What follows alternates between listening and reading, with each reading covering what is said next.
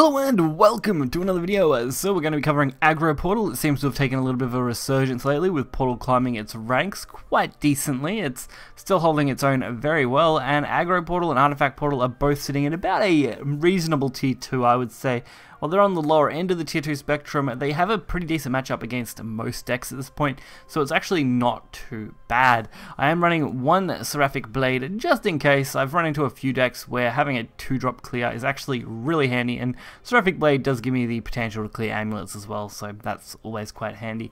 Otherwise, you could also just run an extra Silva, which is alright. I actually don't mind her, she does a good job. But, of course, you don't need to use her all the time. Most of the time you're winning this just by purely board pressure, so you're just putting out a lot of small things, chucking them to the board and asking your opponent, hey, can you deal with this? If they can't, usually they'll concede, and if they think they can, you might have a little bit more of a drawn out match, as you're going to see. So we're going to get right into this and check it out. So most of these matchups aren't super impressive. I actually got 4 matchups I think to cover because aggro decks are so quick. I wanted to have a reasonable amount, and opponents conceding early is reasonably common, so you don't get to show off a lot of the deck other than of course the early pressure, which this hand is actually pretty ideal for. Going into Goblin and then Magisteel line is actually a really good turn 1, turn 2 play, even going second, especially against something like Rune that doesn't handle aggro very well. So of course, like I said, going for the Goblin first, always the best choice. They did end up having a Seraphic Blade, which is actually pretty decent of them. Of course though, we pretty immediately play Icarus, because why wouldn't you at this point? And they go for Eleanor. Damn Eleanor Gloria. What would we do without you? Probably prosper, but it's not really the point. So I decided to take the face damage and just leave this up. Nova Flare, unfortunately, did end up countering it pretty heavily, but next turn's looking reasonably promising. I'm going to be able to go pretty safely into this and get the ancient artifacts, and even have some duplicate ones with Hamelin going forward, which will be really good. And we even get to keep a 4-1 line, which is why the Runecraft concedes, obviously realizing they're going to have to use a lot of resources to clear my followers, which is not what they want for sure. So those early game concedes are how most games against this deck tend to go. I found that's probably the most common. Doesn't mean you'll win every game, but I've found a success rate of just above 50%, I would say somewhere around 52 to 55%. If I had to estimate it out over the games that I played, and some of those were of course losses that I probably could have played a little bit better with my aggression or been a bit more aggressive at times, but of course planning out is also important, as if you do get dragged into a longer game, Omen of Destruction is very important. Even in the early game, she's actually quite important. So a turn 1 and then into Icarus, going first, always an amazing lineup. Especially when our opponent is of course Blood. Where them dealing self-damage actually helps us immensely.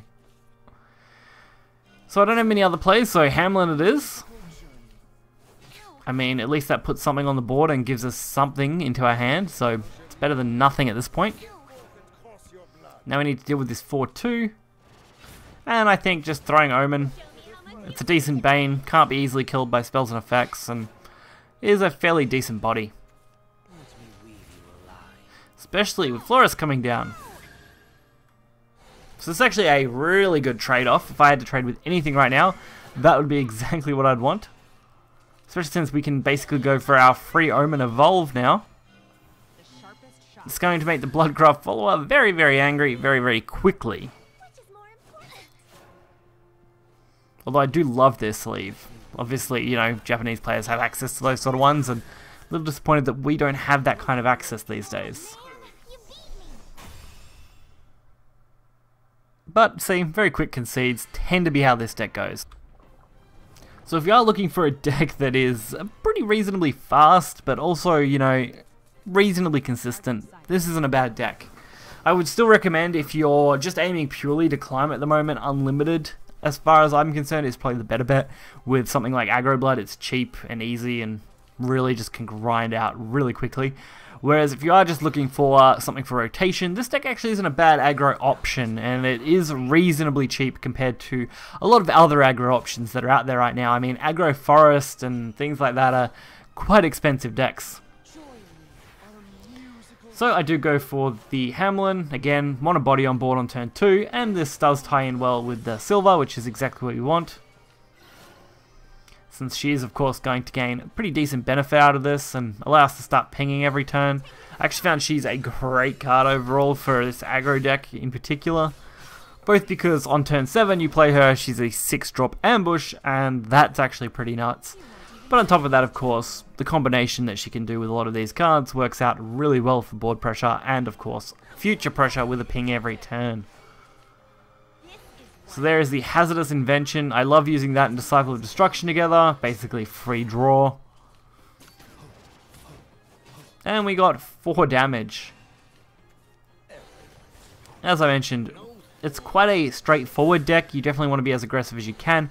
At the same time though, you want to hold back at least a couple of cards sometimes, just to kind of give your opponent a scare when it needs to be. So this match clearly to our advantage. Omen is going to clear out the 1/3 ward, and then we pretty much just go face from here. I mean, another 4 damage plus the 1 ping is going to be more than enough to put them in a really, really bad position.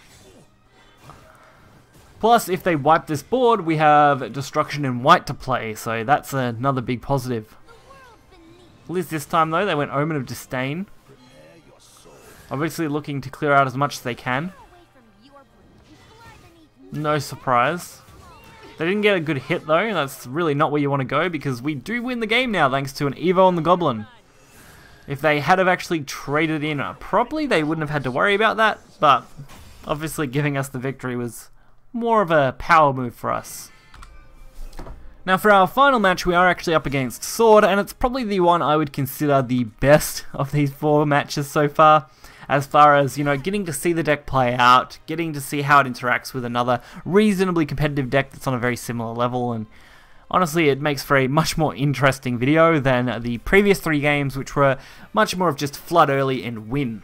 This one still relies on that strategy, but it does it in, I think, a much nicer way. So, of course, turn 1 Goblin. Again, probably the best play you can have with this deck. And then an immediate Hamelin into Magisteel Lion.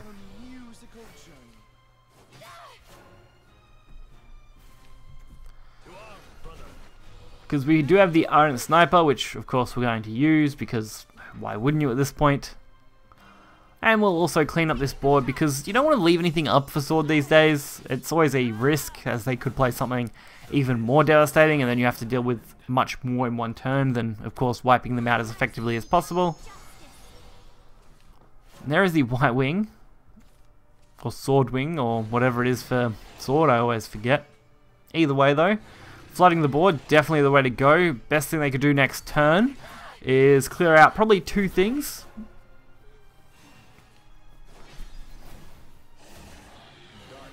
Ooh, Leod actually gives them an opening to clear 3, so that's actually fairly decent play. Maybe even 4 if they of course have the perfect hand. But it doesn't look like they do, which is a pretty good benefit for us. I mean, getting to stick around with 2 is more than enough for us to kind of start to take this game in a different direction. So we're going to get to clear out the Leod because Seraphic Blade, again, great card for doing things like that, clearing out problematic 2-drops. While using our Evo, we're going to be able to get a comfortable 6 damage this turn. Well, 7, sorry, once you include the ping.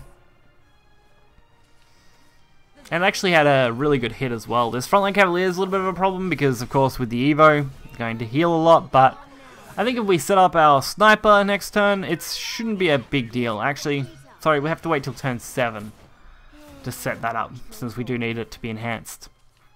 But this Spinaria is not a bad way to do it. We will get 1 more ping damage. Risk the 50-50, that's really the best option I felt.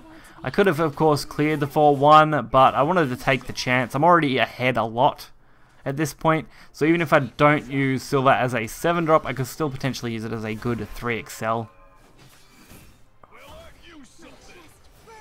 This is still looking very promising. The only real downfall now is that I can't really attack.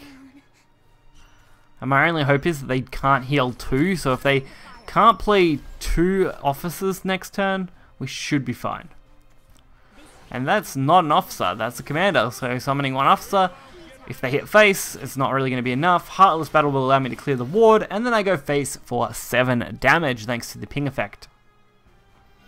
Couldn't have asked for a better way to do things. It's a little bit of a risk. I mean, if they had healed up, we would have had to try and buy another turn, which wouldn't have been impossible. It would have just, you know, been a pain to do. Definitely worked out in our favor quite nicely. Actually, looking back on that right now, just thinking about that last game, I actually probably could have went for the Hazardous Invention, and that would have actually allowed us to go for a 8 damage reach quite easily. I could have went for the Inspired Inventor into the Hazardous into the Heartless, and then Heartless clears the ward. Hazardous would trigger the end of turn, and we would have dealt 7. So even if they had have healed 2 officers, it wouldn't have been enough. So we actually would have guaranteed lethal pretty much either way at that point, which is great for us.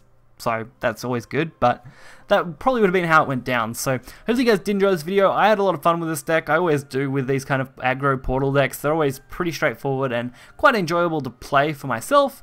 If you guys want to check us out, I will leave the deck list in the description below. Be sure to hit the like button and subscribe for more content. Until next time, see ya.